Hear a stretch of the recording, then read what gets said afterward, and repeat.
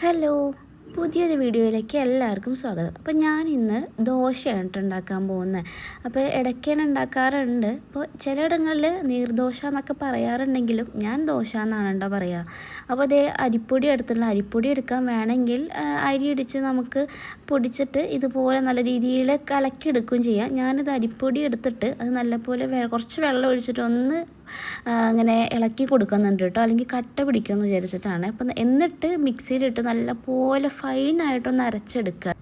ഇത് ഞാൻ കുറച്ച് വെള്ളം ഒഴിച്ചിട്ടാണ് കേട്ടോ അരച്ചെടുത്തത്, അല്ലെങ്കിൽ എല്ലായിടത്തും ഇങ്ങനെ ഒട്ടി പിടിച്ചുകൊണ്ടിരിക്കുക. അപ്പോൾ പിന്നെ കുറച്ച് ഭാഗം അരഞ്ഞിട്ട് കിട്ടും, അല്ലെങ്കിൽ കുറച്ച് ഭാഗം അരയാതെയും കിട്ടും. അപ്പോൾ അതുകൊണ്ട് ഇത് നല്ലപോലെ ഫൈനായിട്ട് അങ്ങനെ അരച്ചെടുത്തിട്ടുണ്ട്.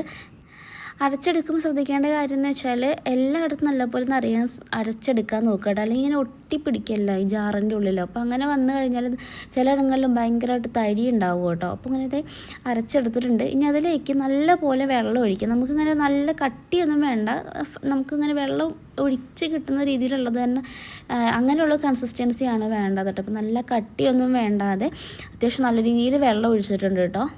5 മിനിറ്റ് കൊണ്ട് ഉണ്ടാക്കാൻ പറ്റുന്ന ഒരു ഈസി റെസിപ്പി തന്നെയാണ് കേട്ടോ അത്. അപ്പോൾ എല്ലാവർക്കും ഉണ്ടാക്കാൻ പറ്റുന്നത് തന്നെയാണ്. അപ്പോൾ എല്ലാവരും ട്രൈ ചെയ്യാൻ മറക്കണ്ട. അങ്ങനെ അത് നല്ലപോലെ വെള്ളം ഒഴിച്ച് നല്ല തിന്നായി കിട്ടിയിട്ടുണ്ട്. പിന്നെ കുറച്ച് ആവശ്യത്തിന് വേണ്ട ഉപ്പും ഒഴിച്ചിട്ട് നല്ലപോലെ ഇളക്കിയിട്ടുണ്ടായിരുന്നു കേട്ടോ. ഇനി വീണ്ടും കുറച്ച് കുറച്ച് ഞാൻ എണ്ണ ഒഴിച്ചിട്ടുണ്ടായിരുന്നു.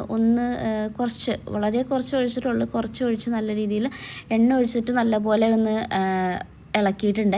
പിന്നെ ഞാൻ ഉപയോഗിക്കുന്ന ചട്ടി ഇത് നമ്മുടെ ഈ ഒരു ഇരുമ്പിൻ്റെ ചട്ടിയാണ് കേട്ടോ ഉപയോഗിച്ചിട്ടുള്ളത്. നോൺ സ്റ്റിക്ക് അല്ല, സാധാ ഇരുമ്പിൻ്റെ ആണ്. മാക്സിമം അടുപ്പിലൊക്കെ ഉപയോഗിക്കാൻ പറ്റുകയാണ് നല്ലത്. കാരണം ഗ്യാസിൽ വെക്കുമ്പോൾ ഈ സെൻറ്റർ പോർഷനിലേക്ക് മാത്രം തീ വരാൻ വേണ്ടി അങ്ങനെ വരും. അപ്പോൾ അത് വരുമ്പോൾ ഉള്ളിൽ സെൻറ്ററിൽ മാത്രം വേവുകയും ചെയ്യും, സൈഡിലൊന്നും വേവാത്ത അവസ്ഥ വരും കേട്ടോ. അപ്പോൾ ഞാനാണെങ്കിൽ എണ്ണ അധികം നേരത്തെ എടുത്ത് വെക്കാറുണ്ട്, ഇങ്ങനെ തേച്ച് വെക്കാറുണ്ട്. അപ്പോൾ ഒന്ന് കഴുകിയിട്ടൊന്നും കൂടെ ചൂടായപ്പോൾ കുറച്ച് എണ്ണയൊക്കെ ഒഴിച്ചിട്ടുണ്ട്. ഇനി ഒഴിക്കുമ്പോൾ നമ്മൾ ഈ ഒരു മാവ് നല്ല രീതിയിൽ ഇളക്കണേ, കാരണം അടിയിൽ കട്ടി പിടിച്ചിട്ടിരിക്കുന്നുണ്ടാവും, മുകളിലേക്ക് നല്ല തെളിഞ്ഞിട്ടുണ്ടാവും.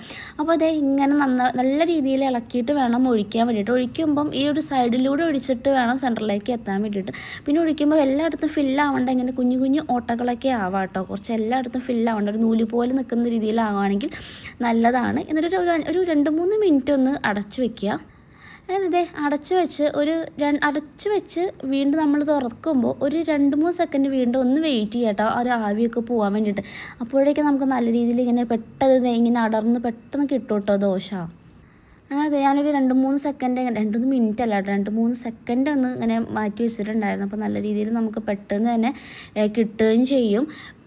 ഇനിയിപ്പോൾ ആദ്യത്തെ ഒന്ന് കേടുവന്ന് പേടിക്കേണ്ട, വേറെ ഒന്നുമില്ല കേട്ടോ. ചട്ടിയൊന്ന് ചൂടാവാനും സെറ്റാവാനും ഉള്ള ടൈമാണ് കേട്ടോ. രണ്ടാമത് മുതൽ എനിക്ക് നല്ല രീതിയിൽ ഇത് ഇങ്ങനെ സിമ്പിളായിട്ട് പെട്ടെന്ന് കിട്ടിയിട്ടുണ്ട്. അപ്പോൾ എല്ലാവർക്കും വീട്ടിലുണ്ടാക്കാൻ പോകുന്ന അടിപൊളി റെസിപ്പി തന്നെയാണ്.